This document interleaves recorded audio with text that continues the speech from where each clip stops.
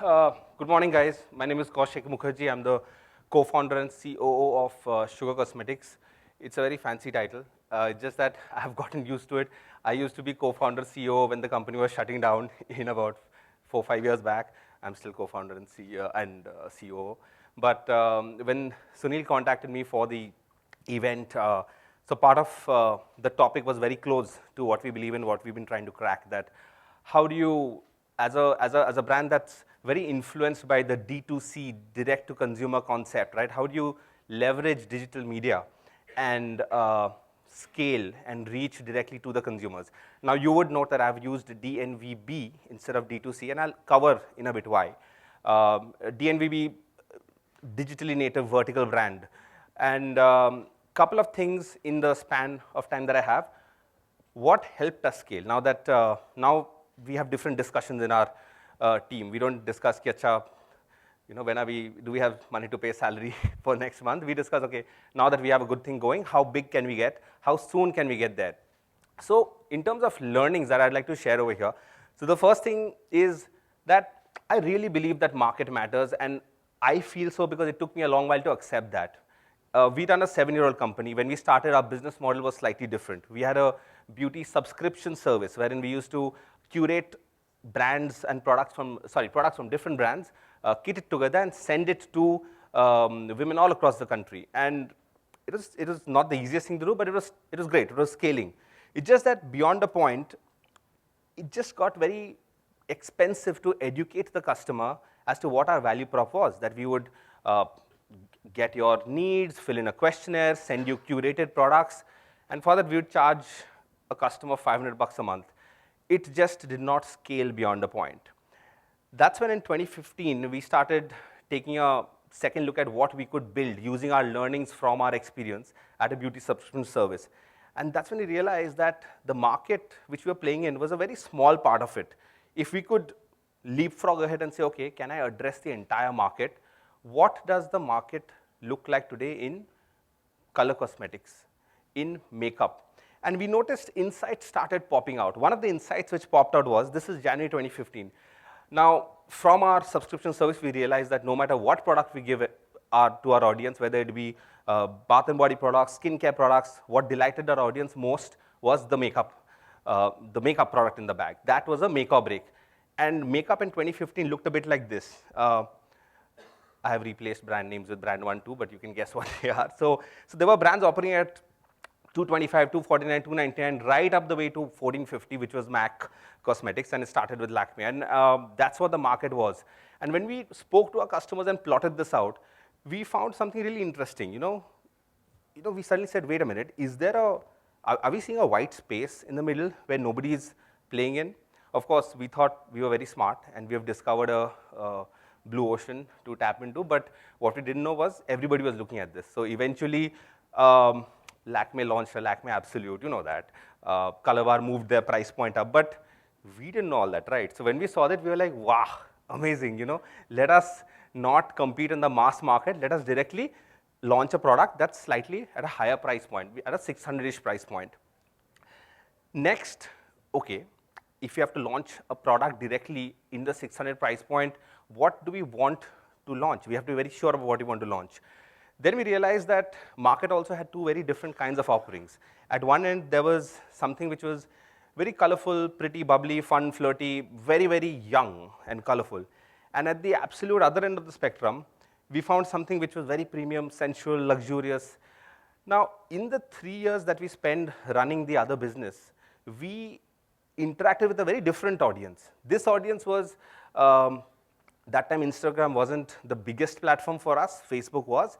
But there were voices that were independent, bold, vocal. There were opinion leaders. And we said, okay, this set of attributes, vocal, unapologetic, value seeker, opinion leader, impatient, busy, working, it doesn't seem to fit into the left. It doesn't seem to fit into the right. That sort of started building our conviction that, maybe we can segue our way into the market with a brand of our own. And that sort of started the whole concept of, okay, can we make a play here? This was back in January 2015 when we were analyzing the market and seeing all of this. Next, I think one of the best advice we ever got was that if we are, I mean, we don't have the money to do retail right off the bat, right? So if we are leveraging digital to grow a brand, digital, what is digital? Digital is screen, digital is visual, digital is content, and which means your content has to look very differentiated and has to look different from the other offerings in the market.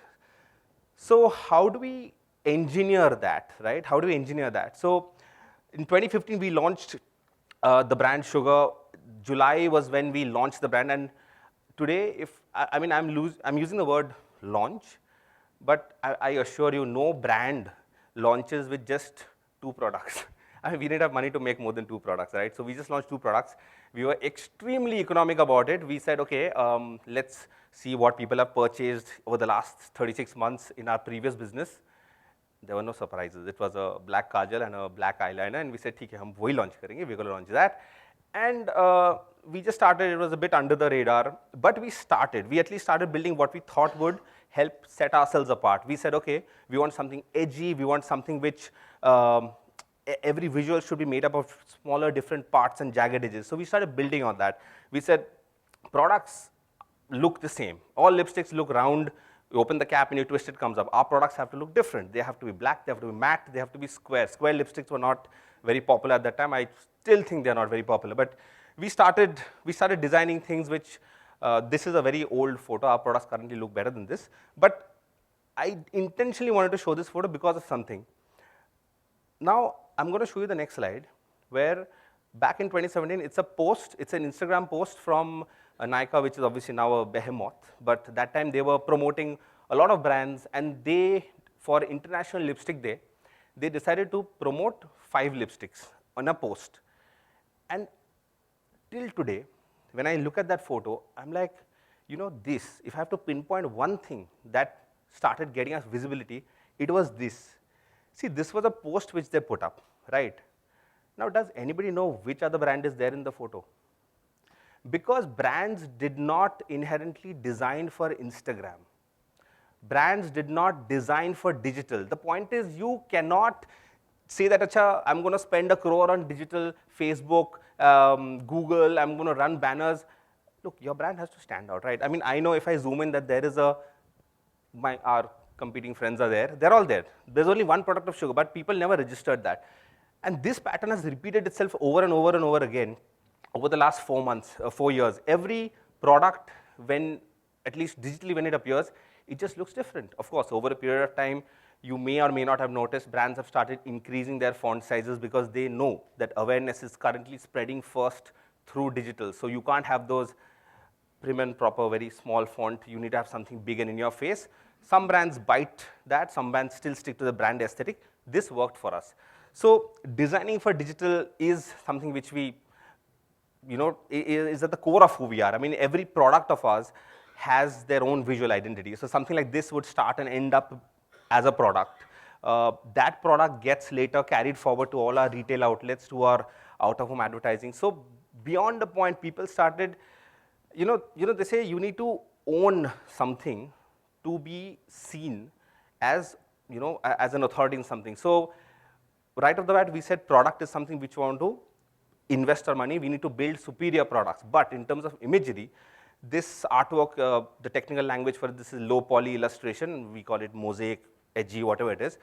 But now when people see something like that, they're like, acha, haan, Sugar like artwork aisa. It's amazing, right? Because we've been doing this, we will continue to build on it because today we have reached a space. I know that if one of my competitors attempts an artwork like this, they'll be like, acha, they've copied it from Sugar, which is amazing. For the first 3 years, we were still pushing. Now we've gone mainstream with it. It helps us differentiate our brand identity and stand out. Now, secondly, I know actions speak louder than words. We know that. We've been taught that from the time when we were 4 years old. But one thing which I don't think any of us do enough is reading what people are saying about our product offering and our brands, because trust me, sometimes you'll find gold there. We found gold over there. Like, we do so much funnel analysis, we do so much drop-off analysis, you know, what is leading to what conversion rate and everything, but that is within our bubble. I mean, we've set up the funnel, we've incentivizing stuff. I mean, that's fine. What happens after the purchase? Like, how do we know why people are buying our product. Like, earlier I would do a survey or I would do a focus group discussion. It's not needed. It's all out there. I mean, the amount of time as a company we spend in reading Nykaa, Amazon reviews of our product, because our website is going to be biased. People are going to come and say, amazing stuff. So we find some really amazing insights. So again, if you see the date, this is a 2017 review. But in all our presentations, investor decks, we keep this front and center, because I'll just go through this, right? The highlighted parts. So we had created a product, somebody liked it, and then left a review, 5-star review. We could have closed the window. But no, the more we read through this, we started getting incredible insights. So the first line which I've highlighted, it says, best I've used. It's like the Mac, some product name. And trust me, this is as good for that at 1/3 or 1/4 of the price. So who is our audience? They want world-class quality at affordable prices. Okay, moving on. The wear time, it stays on till you take it off. See, that's our audience. This audience does not have time for touch-ups or take out a mirror, find a mirror to see, acha, I just had a burger or some water, is my lipstick still there or has it worn off? No, they don't have time for touch-ups. Pigmentation, staying power is very, very critical to the target audience who we are serving. Next, 10 on 10 color payoff. India is a value-seeking market, so which means when you open a lipstick and swatch it on your hand, you can have deep pigmentation, medium pigmentation, moderate pigmentation. We can't afford to do anything other than deep pigmentation, because that is like sach ka samna, that is the moment of truth. And that's why all our products are so heavy. They're so goddamn heavy on pigmentation, because like, pigmentation is not hai, so it's not a sugar product, right? So because this is our audience. Something else, single swipe application. They will not give you a second chance. Delight me at first go. So one swipe, it has to appear very dark, deep, dries within 30 to 60 seconds. Hey, I'm not making this up. Somebody actually on her own wrote all of this. It's just that I'm trying to gain as much insight as possible. You go to Nykaa, you will still find this. I was mind blown with this. Dries within 30 to 60 seconds. They, like those days of putting lipstick, nail paint and saying, okay, I'm going to wait for it to dry. People don't have time for that. They will say, if my competitor launches something saying quick dry nail polish, they'll switch en masse. It has to be fast drying as well. And if that's not enough, at the end of the day, any eye makeup remover will take it out completely without leaving product. So don't make me work once the party's over. Once it's over, I want it to come off easily. So there are some, 5, 6, 7 parameters which we are trying to solve for, right? But that's the thing. Like, we can choose not to read this and say, okay, we will make what we will make. But the internet opens up incredible possibilities for us. We see it from our angle and say, okay, I will use it to bypass all middlemen and reach the audience directly. That's a very unidimensional view of how to build a product. But can we get something in return? I mean, we don't have to do surveys, focus group discussions and all. There's a treasure trove of data lying out there. It's just that we need to cull them out. And this was one of the, like, I think, guiding principles which is there printed large in our office, that, never forget who the customer is. So yeah, so in summary, they wanted quality, they wanted convenience with low investment. So that's, a guardrail which we used while creating the brand. Fourth point I'd like to talk about is, the topic which of this meet of this summit is, how do you scale and disrupt existing traditional brands? Scaling without failing. So this is a misnomer. There's no scaling without failing. You will fail, we will fail, everybody will fail. But how do we try to be a bit more deliberate about it, so that we know, okay, these are the things which we're experimenting with, but they're not moot enough to derail my overall plan. So I remember using a framework earlier wherein we said, okay, we are an unknown brand. We are going to launch at 600 price point. I can't go lower because I don't have celebrity, I don't have TV commercials, so I can't compete in the mass market. But why will somebody right off the bat pay 600 bucks for a lipstick when there are options available at 300, 400, right? So we kept obsessing about the question. And then we said, okay, what drives product value, right? And we narrowed it down to this set of 9 parameters which we internally follow, and I'll tell you why this changes over a period of time. So I think think of each of these as levers you can play with to build your brand. This is very specific to our industry, but I'm sure with some tweaking, you can use it to any industry. Price, of course, the cheaper, the better, right? Price of the product. So the lower the prices, you'll get more traction. Discount is mainly a signaling mechanism. So whatever you are using as a discount, showing as a discount, X% off, that drives more traffic to your product page and can trigger sales. Country of origin in our business matters a lot. There are like something made in the US, something made in the Korea, people are willing to pay a premium for it. Whereas something's made in some other countries, people think twice. So if you still want to price it aggressively, it'll sell. But if you want to price it a little higher, your brand has to pull the weight of that. So we've been very tactical in how we have played on these levers. Quality, of course, that's root. Product efficacy. Range, the wider the range, the more full-fledged brand you look. It's not you don't appear like a fly-by-night operator. Next point, ubiquity and positioning. So there are two parts of retail. This is not direct to consumer, but general trade is for ubiquity. Your product should be available everywhere, so that when you invest in branding, eventually you can add that line, available at your nearest store. I mean, if you don't add that line, it's a lossy format. You know that, right? So that's why things have to happen in stages. I mean, you can't fast forward some parts of the business. Modern trade, frankly, there's this, I want to say don't quote me, but who am I kidding? But there's this saying in Hindi which says, हाथी के दिखाने वाले दांत और चबाने वाले दांत अलग होते हैं, right? The elephant's teeth, which they used to chew and which they used to actually chew, are different. So modern trade is for positioning, right? It's for branding. It needs to tell the audience, tell whoever, tell the industry that you are there, you've arrived, you're not a fly-by-night operator anymore. It's tough to crack. It's tough to crack because the performance of a store varies wildly from mall to mall, right? But I'll tell you why we eventually decided to do that. Of course, endorsements and imagery, overall brand visual. So as a small brand, you can't play on online levers. So what do you play with? So between 2015 to 2017, think of white as absent, think of green as levers which we maxed out on, and think of orange as those which we tentatively explored. So price was tentative for us because we never led with price. We wanted to, even today, there is not a single sugar lipstick that's available for below $4.99. It is by design. We want to cater to and attract an audience which is willing to pay at least $500 to access sugar products. So price was never a very strong lever for us. But initially, we chose 3 levers and we said, let's max out country of origin, and we said, let's ensure that we work with some of the best manufacturers in the world, whether they be in US, whether they be in Germany or Korea, and get our products from them. And that's what happened. For the first 2 years, all our products were made in Germany, Italy, US, Korea, 4 countries. We didn't have the guts to do anything else. So that helped in brand positioning. People were willing to pay the amount we were asking them for. Quality was paramount. I think that's something which continues to be at the front and center. And yes, as I mentioned earlier, we focused a lot on the imagery of the product, and it got us a certain set of audience. It got us early adopters, it got us makeup enthusiasts, value seekers. The next stage of growth, 2017-18, we started tapping a few other levers. We said, okay, now that we have raised a smallish Series A round, can we expand the range? Because, whoever we spoke to, we'd get that feedback a lot that, okay, you're a great brand, good product, but I can't give you space, or I can't promote you if you just have 20 SKUs. You just look like a very small brand. We said, okay, let's build it out. We should appear like a full-fledged brand.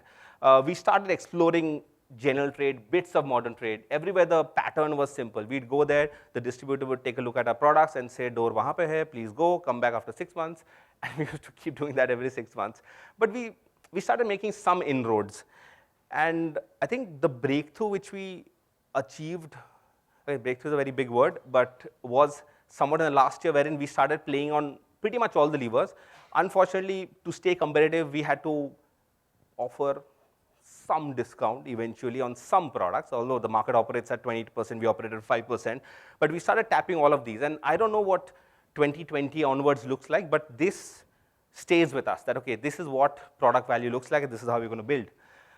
The last thing I want to leave this with is, we talk about DTC. Now, DTC, we are inspired by American models like Warby Parker, like Casper, like Away.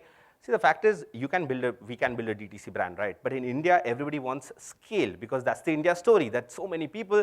So DTC business, we can build a profitable business, but it's tough to say that it's going to be enough. So that's why the route which we have chosen is we started off with DTC, direct to consumer. Then we onboarded partner portals like Amazon, like Nykaa, like others who have helped us. So the minute we do that, we are not DTC anymore. We are DNVB. We become digitally native vertical brands. But even that was not enough, and we were on the road to raise a Series B, so larger ambitions. So then we said, okay, let's do general trade, let's do modern trade, let's do EBOs and our own kiosks. We still haven't mustered the courage to do high street stores yet. But I know that, in India, you can choose to play anywhere you want, right? It's just about the size of your business and the size of your ambition.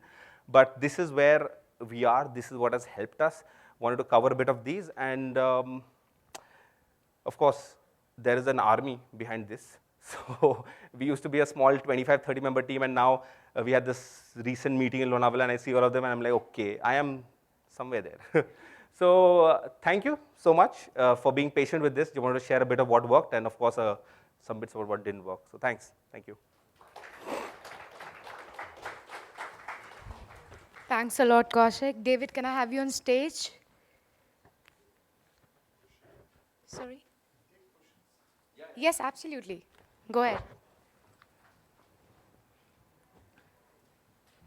What's your bifurcation of DTC and non-DTC business?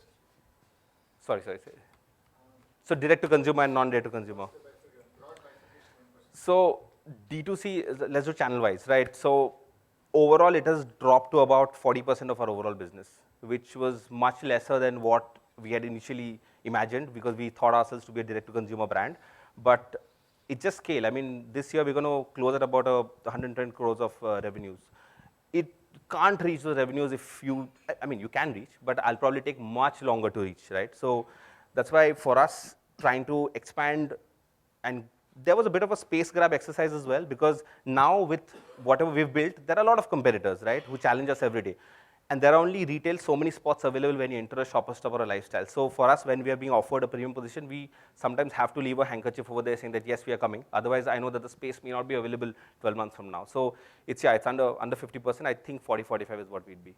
So which segment is growing? Non-D2C is faster growing. So we look at growth in two ways. We look at growth which is like for like, which is same store sales growth, and new expansion.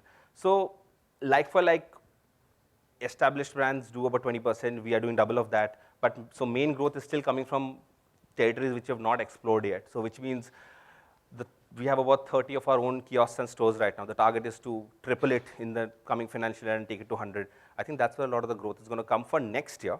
The year after that is going to be tricky because we would have finished a lot of our greenfield expansion. Then we'd have to buckle down and grow what we have. Sorry, one more question. Yeah, please. I like this slide of 9 blocks and learning from. Very totally indigenous. Very interesting. I have a very stubborn view on one of the thing which I thought you also picked up very late. Love it. So discount is by market force or by conviction? I have zero conviction on discount. I am the bad guy in the office. I do not allow people to discount. I'm not popular for that. So I can relate that. The honest answer is market force. But I'll tell you this, when my sales team comes and tells me, Kaushik, you're giving me a guardrail of 5%, I'm already tracking 5, but I want to do a discount more. I said, look, for your short-term target, we're not going to lose our long-term brand. And again, I want to add one nuance to that. See, discounting has many flavors, right? People are so lazy that say, chalo, flat 10% chala dete, chalo, flat 20% chala dete.